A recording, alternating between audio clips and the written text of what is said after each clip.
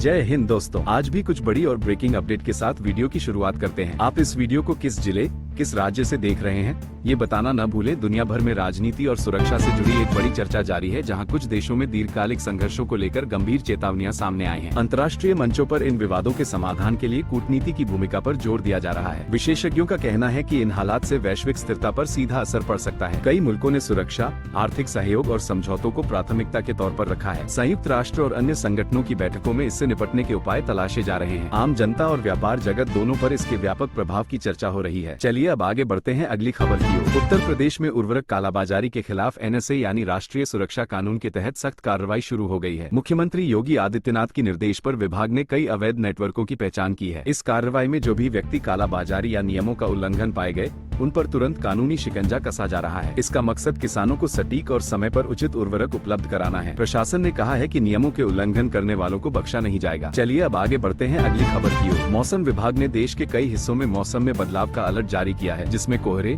शीतलहर और कुछ जगहों पर बारिश की संभावना भी शामिल है। उत्तर भारत में तापमान में गिरावट के साथ साथ दृश्यता कम होने की चेतावनी दी गई है। शाम और सुबह के समय विशेष रूप से सड़कों और रेल मार्गों पर सावधानी बरतने की सलाह दी गई है। किसानों, दैनिक मजदूरों और सड़क परिवहन में शामिल लोगों से मौसम को ध्यान में रखते हुए योजना बनाने को कहा गया है। चलिए अब आगे बढ़ते हैं अगली खबर की ओर। देश विदेश से एक और अहम खबर सामने आई है, जहां प्रधानमंत्री नरेंद्र मोदी के जॉर्डन दौरे के दूसरे दिन भारत जॉर्डन व्यापार मंच की बैठक आयोजित की गई। इस बैठक में दोनों देशों के कारोबारियों और अधिकारियों ने आर्थिक सहयोग को और विस्तारित करने पर चर्चा की। जॉर्डन के राजा अब्दुल्ला के साथ प्रधानमंत्री की वार्ता में आर्थिक, तकनीकी और सुरक्षा सहयोग पर जोर दिया गया। व्यापार मंच के दौरान निवेश, ऊर्जा और तकनीकी साझेदारी को नई दिशा देने पर भी विचार हुआ। इससे दोनों देशों के बीच संबंधों को और मजबूती मिलने की उम्मीद है। चलिए अब आगे बढ़ते हैं अगली खबर की ओर। दिल्ली के एक वरिष्ठ मंत्री ने प्रदूषण को लेकर जो स्थिति बयान की है वह चर्चा का विषय बना हुआ है। उन्होंने स्वीकार किया कि प्रदूषण को 11 महीनों में नियंत्रित करना लगभग असंभव है और इसके लिए व्यापक रणनीति की आवश्यकता है। मंत्री ने विपक्षी दलों पर भी जिम्मेदारी साझा करने के लिए कहा है और मुद्दे को राजनीतिक नजरिए से हटाकर तकनीकी समाधान पर काम करने की अपील की है। उनका बयान मीडिया और सार्वजनिक मंचों पर चर्चा का विषय बना हुआ है। चलिए अब आगे बढ़ते हैं अगली खबर की ओर। उत्तर प्रदेश सरकार ने जन सेवा केंद्रों और कोऑपरेटिव सोसाइटीज में ई गवर्नेंस सुविधाएं उपलब्ध कराने की एक नई पहल शुरू की है। इससे ग्रामीण और शहरी क्षेत्रों में सरकारी सुविधाओं तक पहुंच और आसान हो जाएगी। नागरिक अब विभिन्न सेवाओं का लाभ अपने नजदीकी केंद्रों से उठा सकेंगे,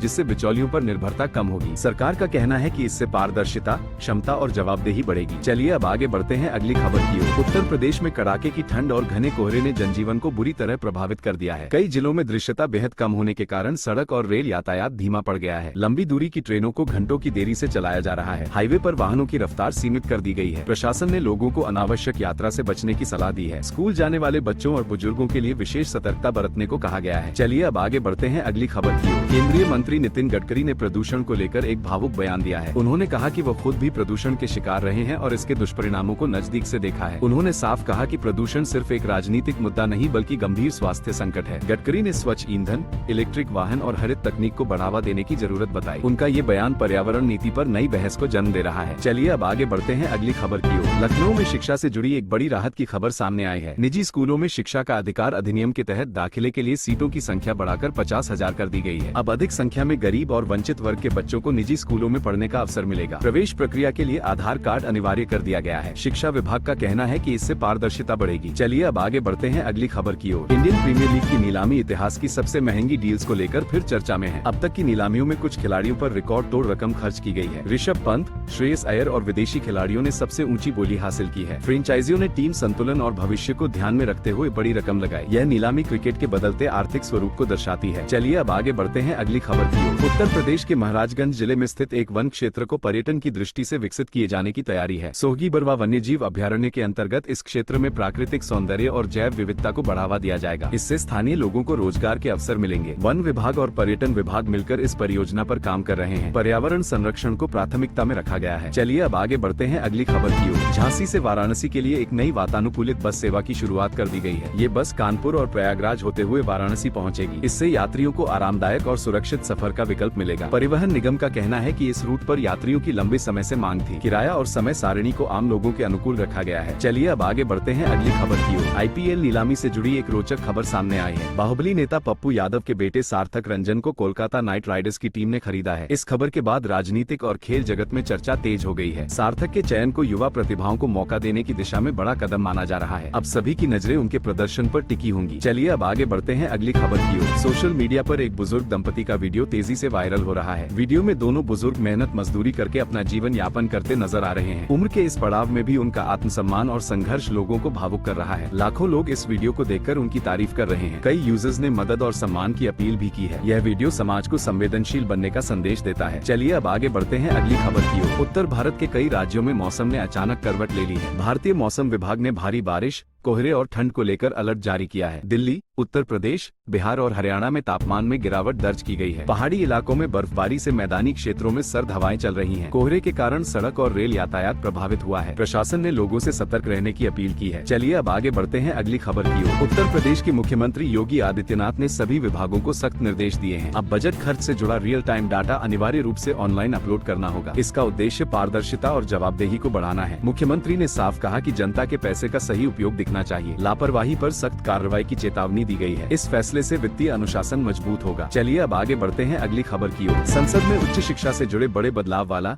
विकसित भारत शिक्षा विधेयक पेश किया गया है। इस विधेयक का उद्देश्य शिक्षा व्यवस्था को आधुनिक और वैश्विक स्तर का बनाना है। इसमें विश्वविद्यालयों की स्वायत्तता बढ़ाने का प्रावधान किया गया है। रिसर्च और नवाचार पर विशेष जोर दिया गया है। विपक्ष ने कुछ बिंदुओं पर सवाल भी उठाए हैं। आने वाले समय में इस पर व्यापक बहस तय मानी जा रही है। चलिए अब आगे बढ़ते हैं अगली खबर की ओर। दिल्ली में अब बिना प्रदूषण नियंत्रण प्रमाण पत्र PUCC के पेट्रोल और डीजल नहीं मिलेगा। पेट्रोल पंपों को सख्त निर्देश जारी कर दिए गए हैं। मंत्री मनजिंदर सिंह सिरसा ने कहा कि प्रदूषण से कोई समझौता नहीं होगा। नियम तोड़ने वालों पर कार्रवाई की जाएगी। इस फैसले से पुराने और प्रदूषण फैलाने वाले वाहनों पर लगाम लगेगी। सरकार का दावा है कि हवा की गुणवत्ता में सुधार होगा। चलिए अब आगे बढ़ते हैं अगली खबर की ओर। लोकसभा में शांति विधेयक 2025 पेश किया गया है। इस विधेयक में परमाणु ऊर्जा से जुड़े नियमों में सुधार का प्रस्ताव है। सरकार का कहना है कि इससे ऊर्जा क्षेत्र में आत्मनिर्भरता बढ़ेगी। सुरक्षा मानकों को और सख्त किया गया है। विपक्ष ने पर्यावरण और सुरक्षा को लेकर सवाल उठाए हैं। विधेयक पर चर्चा अभी जारी है। चलिए अब आगे बढ़ते हैं अगली खबर की ओर। इंडिगो एयरलाइंस ने यात्रियों को बड़ी राहत देने की घोषणा की है। कंपनी ने कहा है कि फंसे हुए यात्रियों को 500 करोड़ रुपए से अधिक की राशि लौटाई जाएगी। उड़ान रद्द और देरी से परेशान यात्रियों को ये लाभ मिलेगा। नागरिक उड्डयन मंत्रालय ने इस फैसले का स्वागत किया है। यात्रियों का भरोसा दोबारा जीतने की कोशिश मानी जा रही है। एयरलाइन ने भविष्य में सुधार का भी भरोसा दिया है। चलिए अब आगे बढ़ते हैं अगली खबर की ओर। तो दोस्तों, ये थी आज की कुछ महत्वपूर्ण खबरें और जानकारियाँ जो आपके लिए बेहद उपयोगी साबित हो सकती है। ऐसी जानकारी आपको शायद और कहीं एक साथ न मिल सके, इसलिए रोज की ताज़ा खबरों के लिए हमारे चैनल को सब्सक्राइब जरूर करें और वीडियो को लाइक नहीं किया तो लाइक करें। साथ में अपने जिले का नाम कमेंट में लिखें ताकि आपके जिले से जुड़ी हर जानकारी आप तक पहुंच सके। धन्यवाद। जय हिंद, जय भारत।